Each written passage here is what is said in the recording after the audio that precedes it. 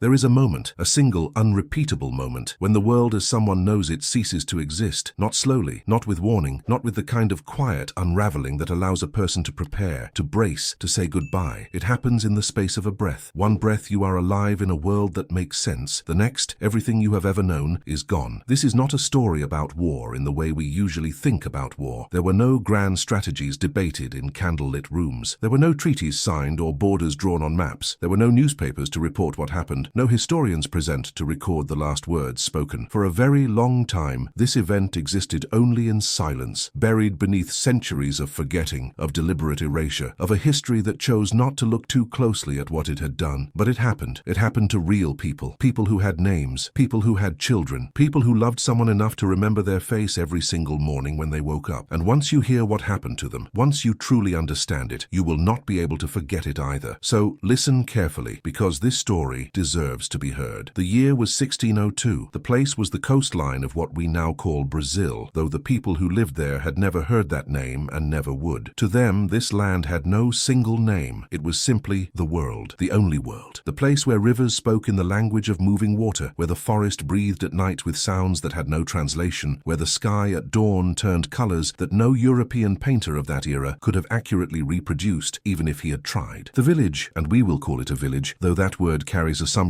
from a civilization that had not yet arrived, sat nestled along a bend in a river, shaded by trees so tall and so ancient that their roots had become part of the landscape itself, like the bones of the earth pushing through skin. The river was not wide, but it was deep in certain places, and the water moved with a kind of slow, deliberate patience, as though it had all the time in the world, which in a sense it did. Approximately 300 people lived there. Some estimates place the number slightly higher, others slightly lower. The exact count does not survive in any record because no one thought to count them, not before, and certainly not after. But 300 is the number that historians have settled on, and so we will use it. 300 human beings. Mothers, fathers, grandparents, teenagers, small children who had not yet learned to be afraid of anything except the dark and the occasional loud noise of thunder. They called themselves by a name that has been partially reconstructed through linguistic analysis and partially guessed at through the fragmentary accounts left behind by Portuguese settlers and Jesuit missionaries. The name matters less than the fact that they had one. They knew who they were. They had a language, a history, a system of beliefs that explained the world to them in ways that made sense, that gave meaning to suffering and purpose to living. They had rituals for the dead and celebrations for the living. They had songs, and in the early months of 1602 they had no reason, none at all, to believe that any of this was about to end. Let us begin, as all stories must, with the people. The man who would later be remembered, if remembered is even the right word given how little was actually recorded, as the village's most respected elder, was called something that translates roughly to the one who sees far. Not because his eyesight was exceptional, though perhaps it was. The phrase carried a deeper meaning in his language. It meant someone who could perceive things others could not. Someone whose understanding of the world extended beyond the immediate, the visible, the obvious. He was old, not ancient in the way that word implies fragility or irrelevance, but old in the way that a river is old, shaped by decades of flow, worn smooth in some places, deepened in others. His body showed the marks of a life lived without the buffer of modern medicine or modern comfort, a scar along his left forearm from a hunting accident in his youth, a slight limp that had been with him for so long he no longer noticed it. His hair had gone entirely white, and his face carried the kind of deep lines that come not just from age but from weather, from sun, from years of squinting against bright water and bright sky. Every morning before the village fully woke, he walked to the river. This was not a ritual in the ceremonial sense. He did not pray there, at least not in the way that word would later come to be understood by the missionaries who arrived on these shores. He simply sat. He watched the water. He listened to the sounds of the forest as it transitioned from the deep quiet of night into the layered noise of day. And in those minutes of stillness, something in him settled, something aligned. It was as though the act of witnessing the world, of simply being present to it, was itself a form of sustenance. On the morning that would later mark the beginning of the end, he sat in his usual place and noticed nothing unusual. The river moved as it always moved. The birds called as they always called. The light came through the canopy in the same broken golden shards it had come through in every morning of his life. If there was something wrong, if the world was already tilting toward catastrophe, he could not feel it. And this, perhaps more than anything else about that morning, is what makes it so devastating to think about. He had no warning. None of them did. Now, think about that for a moment. Think about a morning in your own life. Any morning when you woke up and everything seemed fine. When you made your coffee or ate your breakfast or simply lay in bed for a few minutes longer longer than you needed to, staring at the ceiling, thinking about nothing in particular. Think about how ordinary it felt, how safe, how completely, utterly unremarkable. Now imagine that you would never have another morning like it again. That is what this story is about. Not about the violence itself, though we will get to that, and it will not be easy to hear. It is about the ordinary life that existed before the violence, the life that was interrupted, the life that was ended not by disease or natural disaster or the slow grinding of time, but by a decision made by human beings, a deliberate choice. A choice that someone somewhere weighed in their mind and decided was acceptable. We need to understand that choice. We need to understand the people who made it, not to excuse them, but to understand how something like this becomes possible, how ordinary human beings become capable of extraordinary cruelty, because they were not monsters, not in the way we like to think of the people who commit atrocities. They were men with families, men who went to church, men who believed sincerely that they were acting within the boundaries of what God and king and civilization permitted. And that is what makes this story so difficult to sit with, because if the people who did this were monsters, we could distance ourselves from them. We could say that is not us, we would never do that. But they were not monsters. They were human beings operating within a system that told them their actions were justified. A system that had already decided before any of them were born that certain lives mattered more than others. If you have found this story compelling so far, if you feel that pull, that need to understand what happened next, then do something for me. Subscribe to this channel, hit that like button, because stories like this one deserve to be told, and they deserve to be heard by as many people as possible. Not because they are entertaining, though they are in the way that all true stories are, but because forgetting is the greatest form of erasure, and these people deserve better than to be forgotten. Now, let us continue. The Portuguese had been on the coast of Brazil for just over 100 years by 1602, long enough to have established a foothold, long enough to have begun the slow, systematic process of reshaping the land and its people according to European expectations. Long enough, in other words, for the machinery of colonization to have moved from novelty to routine. The initial contact between Europeans and the indigenous peoples of this coastline had not always been violent. There were periods of trade, of uneasy cooperation, of a kind of cautious mutual curiosity. The indigenous peoples had pau-brasil, Brazil wood, a valuable timber that European traders wanted desperately. In exchange, they offered metal tools, cloth, and other goods that the indigenous populations found useful. For a time, this arrangement worked, or appeared to work. The violence that would eventually come was not yet visible on the surface of things, but beneath that surface, the foundations were already shifting. The Portuguese crown had begun to assert more direct control over the territory. The Catholic Church, through the Jesuit missions, had begun its own project of transformation, one that, while framed in the language of salvation and compassion, carried its own forms of violence. The suppression of indigenous religion, the imposition of European customs, the slow dismantling of an entire way of understanding the world and replacing it with another. And then there were the settlers, the men who had come to Brazil not to convert anyone or to trade peacefully, but to make money, to extract wealth from the land and from the people who lived on it. These men, and they were almost exclusively men, viewed the indigenous populations not as neighbors or as fellow human beings with their own cultures and histories, but as resources, labor, bodies that could be put to work in the extraction of timber, in the cultivation of sugar, in the endless backbreaking work of building a colonial economy. The legal frameworks of the time made this possible. Portuguese law, as it was interpreted and applied in the colonies, allowed for the enslavement of indigenous peoples under certain conditions. If they were captured in what was termed a just war, a war provoked supposedly by the indigenous people themselves, they could be legally enslaved. The definition of just war was, of course, flexible enough to be applied almost whenever it was convenient to do so. This is important. Remember this. The attack that is coming, the attack that will shatter the lives of 300 people, was not, in the eyes of its perpetrators, a crime. It was, by the legal and moral standards of the time and place, a sanctioned act, an act that the system itself had made possible, had in some ways encouraged, had built the architecture to support. Understanding this does not make it right, but it makes it comprehensible. And comprehension is the first step toward ensuring that something like it is never repeated. The man who led the attack was not a general. He was not a military commander in any formal sense. He was a settler, a colonist, who had been living on the Brazilian coast for approximately 6 years by the time the events of 1602 unfolded. His name has survived in some accounts, though the spelling varies depending on the source, and the details of his biography are fragmentary at best. What we know about him is this: he was ambitious. He wanted land. He wanted wealth. He wanted the kind of status that in colonial Brazil came primarily from the ownership of property and the control of labor. He was not, by any account, particularly cruel in his personal life. He had a wife. He attended mass. He was, by the standards of his community, a respectable man. And this is where the story becomes uncomfortable. Because when we imagine the person who orders the destruction of an entire village, who decides calmly and deliberately that 300 that people should be attacked, enslaved, or killed, we want that person to be someone we can recognize as evil, someone whose face we could look at and immediately see the wrongness in. But that is not how evil usually works. Evil, more often than not, wears an ordinary face. It speaks in ordinary language. It justifies itself with ordinary logic. This man had convinced himself, or had been convinced by the system he lived within, that what he was about to do was not only permissible, but necessary. The indigenous people in question had, at some point in the preceding months, engaged in acts that the settlers interpreted as hostile. Perhaps they had attacked a trading post. Perhaps they had refused to cooperate with demands for labor or tribute. Perhaps they had simply defended their territory against encroachment in ways that the settlers found inconvenient. The specific trigger, the event that was used to justify the attack, is not entirely clear from the surviving records, and that, in itself, tells you something important about how these things worked. The justification did not need to be substantial. It needed only to exist. He began gathering men, not an army, nothing so organized or so large. A group of settlers, perhaps 40 or 50 men in total, some of them armed with firearms, others with swords and crossbows. Some of them were motivated by greed, some by a genuine belief that the indigenous people posed a threat. Some were simply looking for an opportunity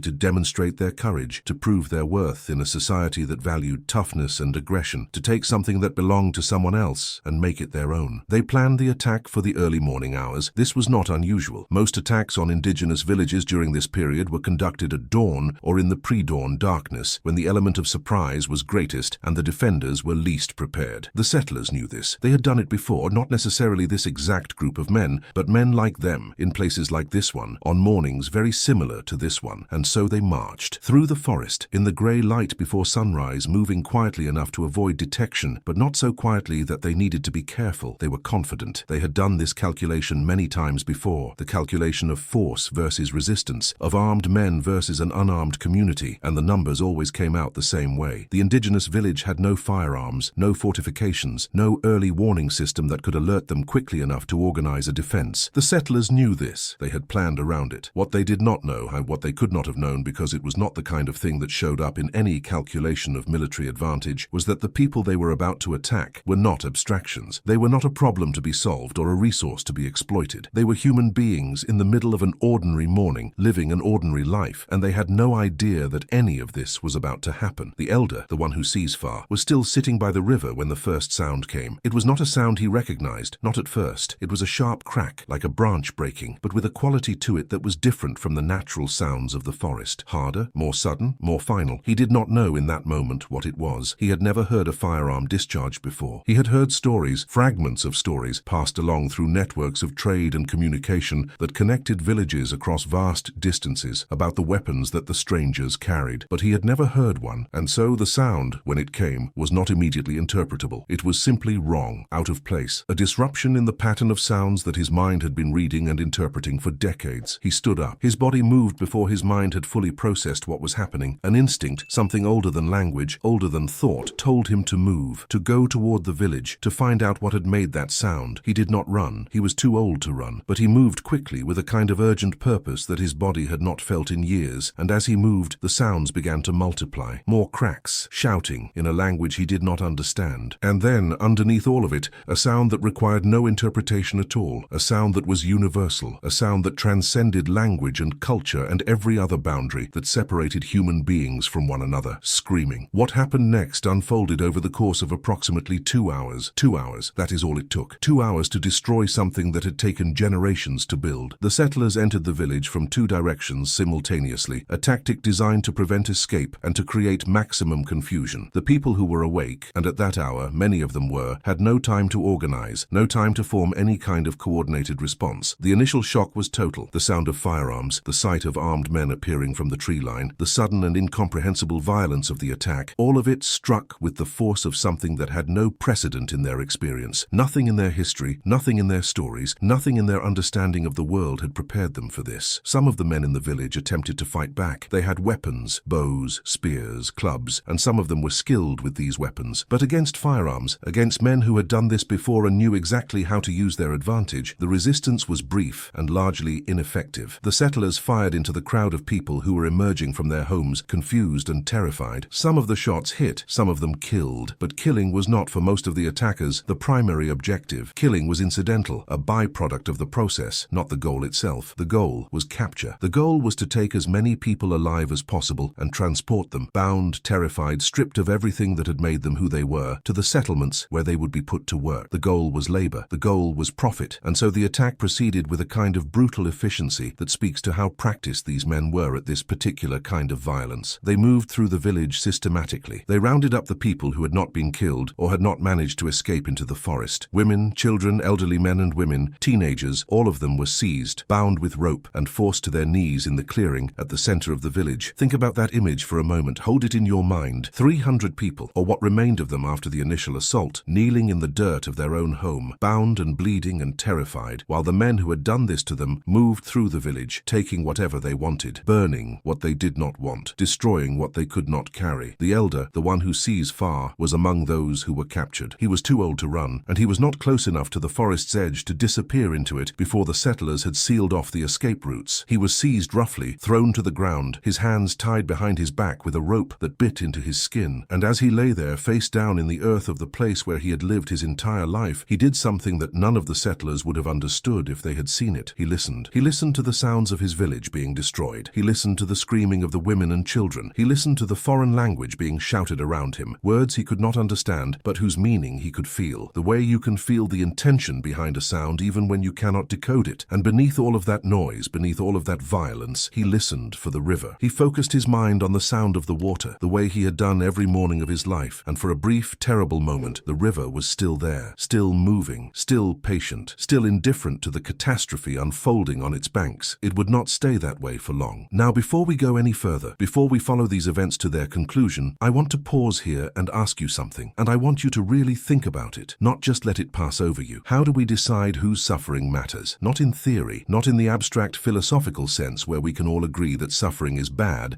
and that every human life has value. I mean in practice, in the daily, lived reality of how societies organize themselves and who they choose to protect and who they choose to ignore. Because the people in this story, the people who were attacked, enslaved and killed, their suffering did not register in the world that surrounded them, not at the time. The Portuguese settlers who carried out this attack were not punished. They were not condemned by their own society. They returned to their homes and their lives and their churches, and the attack they had just committed was absorbed into the ordinary fabric of colonial existence as though it had never happened, as though it were no more remarkable than a farmer clearing a field. And the people who were destroyed, their names were not recorded, their stories were not told. Their dead were not mourned by anyone outside their own community, and their community itself was too shattered to mourn properly. They simply disappeared into silence, into the great, indifferent machinery of history that grinds forward without pausing to acknowledge what it has crushed. This is not ancient history in the sense that it feels distant or irrelevant. The patterns it represents, the dehumanization of certain groups, the economic motivations behind violence, the way legal and moral frameworks can be constructed to make atrocity acceptable, these patterns did not end in 1602. They continued, they evolved, they wore different faces in different centuries, but the logic underneath them remained the same. And that is why this story matters, not because it is unique, but because it is not. Among the people captured that morning was a young woman. She was not yet 20 years old, perhaps 17 or 18, though precise ages were not tracked in the way that European societies tracked them. She was one of the elder's granddaughters. She had grown up listening to his stories, watching him sit by the river in the mornings, absorbing from him a way of understanding the world that emphasized patience, observation, and a deep, almost spiritual connection to the land and the water. She had a name. We will call her, for the purposes of this story, by a name that approximates the meaning of the original, the one who watches the water. It is not her real name. Her real name has been lost, but the meaning captures something essential about who she was, a young woman who had inherited her grandfather's habit of paying close attention to the world around her, of finding in the natural landscape a kind of meaning that others might miss. On the morning of the attack, she had been awake. She had been preparing food, a task that in her community was shared among the women and that carried with it a social dimension, a kind of quiet conversation and companionship that was as much a part of the activity as the cooking itself. She had been talking to another young woman, a friend, about something, we do not know what, perhaps something trivial, perhaps something that felt important at the time, but that, in the context of what was about to happen, would seem absurdly, heartbreakingly small. When the first shots were fired, she did not scream, not immediately. The sound was so foreign to her experience that her first response was not fear but confusion, a kind of cognitive dissonance. The sound did not fit anywhere in her understanding of the world, and so for a brief, disorienting moment, her mind simply refused to process it. But then the men came through the trees, and confusion became terror, and and terror became something else, something deeper and more primal, something that did not have a name in any language, but that every human being who has ever faced sudden, overwhelming violence would recognize instantly. She ran, or she tried to. She made it perhaps 30 steps before one of the settlers caught her, grabbed her by the hair, and pulled her backward with a force that lifted her off her feet. She hit the ground hard, the air driven out of her lungs, and before she could recover, before she could even draw breath, the rope was around her wrists. She did not cry out. She did not beg. She did not understand enough of what was happening to know what begging would have accomplished, or even who she would have been begging to. Instead, she did what her grandfather had taught her to do, not in words, never in words, but through example, through the quiet discipline of his daily practice. She went still. She breathed, she observed, and she watched. She watched as the settlers moved through the village. She watched as her neighbors, people she had known her entire life, people whose faces were as familiar to her as her own hands, were dragged from their homes and forced to the ground. She watched as one of the men she had grown up with was shot when he tried to fight back, watched as his body fell and did not move again. She watched as children were separated from their mothers, watched the mothers scream and lunge forward and be struck down by the butts of rifles. She watched all of it, and something in her, something that would not fully surface until much later, in a different place under different circumstances, began to record, not in words, not in any form that could be written down or shared in the way that Europeans shared information, but in the way that human beings have always recorded the things that matter most to them, in memory, in the body, in the deep, indelible impression that extreme experience leaves on the mind. She would carry this with her for the rest of her life, however long that life would be. The attack lasted 2 hours. In that time, an estimated 40 to 60 people were killed. The exact number is impossible to determine. Some died from gunshot wounds. Some died from injuries sustained during the chaotic violence of the initial assault. Some, and this detail appears in at least one account, though its reliability is debated, died from the sheer shock of what was happening to them. Their hearts simply stopped, as though the body, faced with something it could not process, chose to shut down rather than continue functioning in a world that had become unrecognizable. The rest, the majority, were taken alive, bound, marched through the forest in a long staggering line, like animals being driven to market, which, in the economic logic of the time, is precisely what they were. The elder watched them go. He had been tied to a tree near the center of the village, too old, the settlers had decided, to be worth transporting, too old to be useful as labor, and so he was left behind, along with the other elderly and the very young children who were deemed not worth the effort of carrying, left behind in a village that no longer existed. The settlers, before they departed, set fire to several of the structures, not all of them. There was no particular reason to destroy everything. The point had been made, the message had been sent, but enough was burned that the village, when the smoke cleared, bore no resemblance to the place it had been that morning. The smoke rose into the sky in thick black columns, visible for miles in every direction, and the sound of the flames, that dry, crackling, consuming sound, filled the space where the river's quiet had been. The elder sat against the tree. His hands were still bound. His face was pressed against the rough bark, and he could feel the heat of the nearest fire on the side of his body that faced it. He could not see much. His eyes were blurred with dust and smoke and something else, something that might have been tears, though the word feels inadequate for what was happening behind his eyes. He was thinking about the river. He was thinking about the mornings. He was thinking about every single person in this village, every face, every voice, every small specific detail that made each of them irreplaceable, and he was trying desperately to hold all of it in his mind at once, as though the act of remembering could somehow preserve what had been destroyed, as though memory itself could be a kind of rescue. It could not, but he did not know that yet. Before we move forward, before we follow the captives on their long march toward the settlements, before we hear what happened to them there, I want you to think about something. If you are still listening to this story, if you have stayed with it this far, then something in you is engaged. Something in you cares about what happens to these people, and I think that matters. I think the fact that you are here right now, listening, thinking about people whose names have been lost, whose faces you will never see, whose voices you will never hear, I think that is a form of respect. A small one maybe, but not nothing. So before we continue, do me a favor. Share this story, not because it is entertaining, though I hope it has been. Share it because these people deserve to be remembered. Subscribe to this channel if you have not already. Like this video, not for my sake, but for theirs. Because every person who hears this story is one more person who knows it happened, and knowing is the first step toward making sure it does not happen again. Now let us follow the captives into the forest. The march to the nearest Portuguese settlement took approximately 3 days. 3 days of walking through dense jungle, bound at the wrists, with ropes connecting each captive to the next in a long chain. The settlers moved at a pace that was brisk but not punishing. They needed their captives alive, after all, and dead labor was worth nothing. But alive covered a very broad spectrum. The captives were not fed adequately. They were given water only when the settlers felt it was necessary to prevent them from collapsing entirely. They were not allowed to stop to relieve themselves themselves except when the settlers decided to halt, and those halts were infrequent. The physical degradation was rapid and deliberate, a breaking down of the body that served a purpose beyond mere cruelty. It was a process of reduction, of stripping away everything that made a person feel like a person and replacing it with something simpler, something more manageable, something that could be controlled. The young woman, the one who watches the water, walked in the middle of the chain. She was not the youngest captive, but she was among the younger ones, and she was strong enough to keep moving without being dragged. She did not speak. None of the captives spoke much during those 3 days. The shock had not yet fully worn off. It would take weeks, perhaps months, for some of them to begin processing what had happened, and the energy required simply to keep moving consumed whatever cognitive resources remained. But she watched. She watched the forest as it passed around her. She watched the way the light moved through the canopy, the way the shadows shifted as the sun tracked across the sky. She watched the settlers, their faces, their postures, their casual exchanges with one another. She watched the way they spoke about the captives, though she could not understand the words. She read their tone, their body language, the way some of them looked at the captives with indifference, as though they were transporting crates of timber, the way others looked at them with something that might, in a different context, have been called curiosity, as though the captives were specimens, something to be studied. And she began slowly to understand something, not in words. Her language did not yet have words for what she was learning, but in a deeper, more intuitive way. She began to understand that the world she had grown up in, the world where the forest and the river and the sky formed a coherent, meaningful whole, was not the only world, that there was another world, overlapping with hers, that operated according to entirely different rules, a world in which people could be owned, in which the land could be divided into pieces and claimed by individuals, in which a group of armed men could arrive at a peaceful village and in the space of 2 hours erase everything that had existed there. She did not yet understand why this other world existed. She did not yet understand the economics or the theology or the political structures that had produced it, but she felt it. She felt its presence the way you might feel a sudden change in temperature, not seeing the cause, but registering the effect with absolute clarity. This understanding would deepen over the months and years that followed. It would become one of the central facts of her existence. But on that march through the forest, it was still new, still raw, still incomprehensible enough to be almost abstract. She held it inside her like a stone she had found on the riverbank, turning it over in her mind, feeling its weight, trying to understand its shape. The settlement they arrived at was small by European standards, perhaps 60 or 70 colonists in total, including women and children. It consisted of a handful of wooden structures, a small church that was still under construction, and the beginnings of what would eventually become a sugar plantation. The land had been cleared by burning and by the labor of previously enslaved indigenous people, some of whom were still present, working in conditions that bore no resemblance to the freedom they had once known. The arrival of the captives was not treated as an extraordinary event. The settlers who had carried out the attack were greeted with nods and a few words of acknowledgement, but nothing more. The captives themselves were led to a clearing behind the main settlement and made to sit on the ground, still bound. A few of the colonists came to look at them, to assess them really, in the way that a buyer at a market might assess goods, checking teeth, feeling arms and legs for muscle tone, estimating age and capacity for work. The young woman felt their hands on her body, rough, impersonal, clinical, and something inside her that had been holding itself together through sheer force of will began very quietly to crack, not visibly, not in any way that the settlers would have noticed or cared about, but internally in the private landscape of her own consciousness, something shifted, something that had been intact, some foundational belief about the nature of the world and her place in it broke apart, and the pieces fell away into a darkness she had not known existed. She did not cry, she did not speak, she simply sat, and she breathed, and she let the darkness be there without fighting it, because fighting it, she somehow understood, would cost her more than she could afford to spend. The days that followed blur together in the few accounts that survive from this period. The captives were fed, barely. They were given tasks almost immediately, though what those tasks were in the first weeks is not entirely clear. Some were put to work clearing more land, some were assigned to the construction of structures, some, particularly the women, were taken into the settlers' households to serve as domestic labor. The elder did not survive the journey. This fact is mentioned in passing in one account, a single sentence, no more, and it tells us everything we need to know about how his death was regarded by those who witnessed it. He died somewhere along the march, likely from exhaustion or dehydration, or the simple, quiet failure of a body that had lived long enough and had now been pushed beyond its capacity to continue. He was not buried. His body was left where it fell, in the forest, and the settlers moved on without pausing. The young woman learned of his death from another captive, a woman from her village who had seen it happen. The news reached her on the second day of captivity, delivered in a whisper, and she received it without visible reaction, not because she did not feel it. The grief was enormous, a grief so large that it could not be contained within the normal boundaries of emotion, and so it simply became part of her, a permanent weight that settled into her her chest and stayed there, day after day, growing heavier with each passing hour. But she could not afford to fall apart. Not here, not now, not in front of these men who had already demonstrated with absolute clarity that her pain was not something they were interested in or capable of responding to. To fall apart in their presence would have been to give them something, a power, an acknowledgement, a confirmation that what they had done had reached her in the way they perhaps intended it to reach her, and she was not willing to give them that. Not yet. Not while there was still something left inside her that they had not touched. The weeks turned into months, the months turned into seasons, and slowly, with the terrible patience of time, the captives began to adapt. Not to accept. Acceptance implies a choice, and there was no choice here, but to adapt, to find within the new, brutal reality of their existence the small spaces where something human could still survive. Some of the captives began to learn Portuguese, not because they wanted to. The language felt foreign in their mouths, angular and harsh compared to the flowing sounds of their own tongue, but because understanding what was being said to them was a matter of survival. Knowing what the settlers wanted when they wanted it, what the consequences of failure were, this knowledge was the difference between punishment and its avoidance, between a marginally bearable existence and something worse. The young woman learned faster than most. Her grandfather's gift, the ability to observe, to read patterns, to understand what was happening beneath the surface of things, served her well in this regard. She listened. She watched the way the settlers' mouths moved when they spoke. She connected sounds to actions, words to objects, phrases to intentions. Within 2 months, she could understand simple commands. Within 4, she could follow conversations. Within 6, she could speak, haltingly, imperfectly, but well enough to be understood. And as her understanding of the Portuguese language grew, so too did her understanding of the world that language represented. She began to hear in the settlers' casual conversations the assumptions that underpinned their behavior, the belief that the land belonged to them by right, by divine right specifically, as granted by the Portuguese crown and blessed by the Catholic Church. The belief that the indigenous people were, in some fundamental sense, lesser beings, not fully human, or at least not human in the way that mattered. The belief that what was being done to them was not only acceptable, but necessary for the spread of civilization, for the glory of God, for the progress of the Portuguese Empire. She heard these beliefs, and she turned them over in her mind, the way she had turned over the stone during the march through the forest. But now the stone had a shape she could recognize. Now she could see its edges, feel its weight with precision. And what she saw and felt was something that went beyond the personal tragedy of her own life, something systemic, something structural, a way of organizing the world that made violence not an aberration, but a foundation. This understanding did not make her stronger exactly, but it made her clearer, and clarity in the midst of chaos is its own form of survival. There is something I want to say here, something that falls outside the boundaries of the story itself, but that I think needs to be said before we continue. We are, at this point in the narrative, inside the experience of a person who has lost everything: her home, her family, her language, not destroyed but silenced, pushed underground, made dangerous to speak in the presence of people who did not want to hear it. Her understanding of the world replaced forcibly with a different understanding that did not include her, and I think it is important to acknowledge that this kind of loss, this total systematic erasure of an entire way of being in the world, is not something that can be fully conveyed through words. Not in English, not in Portuguese, not in any language. It is an experience that exceeds language, that exceeds metaphor, that can only be approximated, never truly captured. So if you are feeling something right now, if there is a heaviness in your chest, a tightness in your throat, a vague sense of wrongness that you cannot quite articulate, know that that feeling is appropriate. It is your humanity responding to something that should not have happened, and the fact that you are feeling it, even after 400 years, even across the vast distance of time and culture and geography that separates you from the people in this story, that matters. That is not nothing, but the story is not finished, and the worst of it, the part that will stay with you long after you have finished listening, is still to come. Stay with me. Do not look away. 6 months after the attack, the settlement had grown. More colonists had arrived from Portugal. More land had been cleared. The sugar plantation was beginning to take shape, a sprawling, brutal enterprise that would, over the coming decades, become one of the primary engines of the Brazilian colonial economy. And the captives from the village, those who had survived, were at the center of it, working from sunrise to sunset, clearing undergrowth, cutting cane, carrying loads that would have broken a horse. The conditions were, by any standard, horrific. The captives were housed in a structure that was barely a shelter, open on one side, with a roof of palm leaves that leaked in the rain. They were fed a diet that provided just enough sustenance to keep them working, but not enough to allow them to recover from the physical toll of the labor. Injuries were common and largely untreated. Disease, brought by the Europeans themselves, diseases to which the indigenous populations had no immunity, spread through the captives with devastating speed. Within the first year, approximately 1/3 of the original captives had died, some from disease, disease, some from injuries sustained during work, some from what the settlers, when they bothered to note it at all, described simply as exhaustion or failure to thrive. These were not deaths that anyone mourned. They were not deaths that anyone recorded in any detail. They were simply part of the cost of doing business, the human toll of an economic system that valued productivity above all else and that had already decided, long before any of these specific people were born, that certain lives could be spent in the pursuit of profit. The young woman survived. She survived the disease, the exhaustion, the grinding daily violence of forced labor. She survived because she was young and because she was strong and because something inside her, some core of will that had not been broken by the attack or by the march or by the months of captivity, refused to let her body give up. She survived, and in surviving she became something different from what she had been before. Not hardened exactly. That word implies a kind of emotional armor that did not quite describe what happened to her. Something more complex, something more painful. She became a witness, not by choice, not because she wanted to carry this burden, but because she was there and she saw what happened, and the seeing itself became a part of who she was, an obligation, a responsibility that no one had asked her to take on, but that she could not set down. Now I want to pause here for a moment and talk about something that might seem, on the surface, like a digression, but it is not. It is, in fact, central to understanding why this story matters, why it matters not just as a historical account, but as something that speaks directly to the world we live in right now. The attack on this village was not an isolated event. It was one of hundreds, perhaps thousands, of similar attacks that took place along the Brazilian coast during the 16th and 17th centuries. The pattern was nearly identical each time. Settlers would identify a village, manufacture or exaggerate a justification for attack, gather a force of armed men, strike at dawn, and take as many captives as possible. The indigenous populations had no way to defend themselves against this kind of assault, no political power to seek redress, no legal framework that recognized their rights or their humanity in any meaningful way. The scale of what happened to the indigenous peoples of Brazil during this period is almost impossible to comprehend. Estimates vary widely, but some historians suggest that the indigenous population of the Brazilian coast declined by as much as 90% between the arrival of the Portuguese in 1500 and the end of the 17th century. 90%. Not primarily through warfare, though warfare certainly played a role, but through a combination of disease, enslavement, forced labor, cultural destruction, and the slow, grinding erasure of everything that had made these communities what they were. 90%. Let that number settle in your mind for a moment. Let yourself feel the weight of it. 9 out of every 10 people gone in the span of 2 centuries. And the world, the European world, the world that wrote the history books, barely noticed, or if it noticed, it did not care enough to change course. This is not ancient history. This is the foundation on which the modern world was built, and understanding that foundation, understanding what it cost and who paid the cost and how the payment was justified, is not optional if we want to have any honest relationship with the present. The months became a year. The year became 2. And in the second year of her captivity, something happened to the young woman that changed the trajectory of what remained of her life. She was assigned, along with several other captive women, to work in the household of a Jesuit missionary who had recently arrived at the settlement. His name, Father Augusto, let us call him, though this is likely not his real name either, was a man of genuine religious conviction. He believed with a sincerity that was not in question that his mission was to save the souls of the indigenous people, to bring them to Christ, to lead them out of what he saw as spiritual darkness and into the light of the Catholic faith. This belief shaped everything about how he interacted with the captives. He was not, by the standards of his time and place, a cruel man. He did not beat them. He did not starve them. He spoke to them with a kind of earnest, if condescending, gentleness that was markedly different from the blunt brutality of the settlers. He wanted to understand them, not as human beings with their own valid way of understanding the world, but as souls in need of salvation, souls that could be reached, converted, and brought into the fold of the true faith. And so he talked to them. He asked questions. He tried to learn about their beliefs, their customs, their stories, not out of genuine intellectual curiosity, but out of a missionary's need to understand the enemy in order to defeat it. He wanted to know what they believed so that he could explain why those beliefs were wrong. He wanted to know what they loved so that he could show them something he believed they should love more. The young woman was assigned to his kitchen. She cooked for him. She cleaned his quarters. She listened to him talk, and he talked a great deal with the kind of relentless, earnest verbosity that characterizes people who believe they have found the truth and cannot understand why the rest of the world has not yet seen it. And slowly, over weeks and months, something unexpected began to happen. Not a conversion, not in the way Father Augusto hoped for and expected. Something more complicated, something that defied the neat categories of his theology. She began to engage with him, not as a convert engages with a teacher, but as one intelligence engages with another. She asked questions, carefully, tentatively at first, questions that seemed innocent enough, that Father Augusto interpreted as signs of spiritual awakening. But beneath beneath the innocence there was something sharper, something that was not seeking salvation, but seeking understanding. She wanted to know why. Why had this happened? Why had the men come to her village? Why were her people being used this way? And more than that, why did this man, this priest, who seemed genuinely troubled by suffering, not see what was happening around him as wrong? How could he believe that he was bringing salvation to people he was watching being destroyed? Father Augusto, to his credit, was not entirely blind to the contradictions in his position. He had seen the conditions in which the captives lived. He had seen the injuries, the disease, the casual cruelty of the settlers, and he was troubled by it. Genuinely, sincerely troubled. But he had also constructed, within his own mind, a framework that allowed him to contain that trouble without being destroyed by it. The suffering was regrettable but necessary. The violence was unfortunate but justified. The salvation he was offering, the promise of eternal life, of a place in heaven, outweighed in his moral calculus any amount of earthly suffering. This was not hypocrisy exactly. It was something more subtle and more dangerous. It was a sincere belief system that had been constructed in such a way as to make certain kinds of violence invisible, or more precisely, to make them acceptable, to wrap them in a moral framework that transformed brutality into duty and destruction into salvation. The young woman saw this. She saw it with the clarity that her grandfather had taught her, not through words, but through the simple, patient act of paying attention. And what she saw frightened her more than the attack itself had frightened her, because the attack had been sudden and violent, and therefore, in some sense, comprehensible. Violence made sense. It had a logic, even if that logic was monstrous. But this quiet, earnest, well-intentioned system of self-deception, this was something she had no framework for understanding, something that operated beneath the surface of things, invisible to anyone who was not looking for it. She began to keep what we might call a mental record, not written. She had not yet learned to write, and even if she had, writing in Portuguese would have felt like a betrayal of everything she had lost. But she began to catalogue in her own mind the things she witnessed, the conversations, the contradictions, the moments when Father Augusto's sincere faith collided with the brutal reality of what was happening around him, and the way he resolved those collisions, always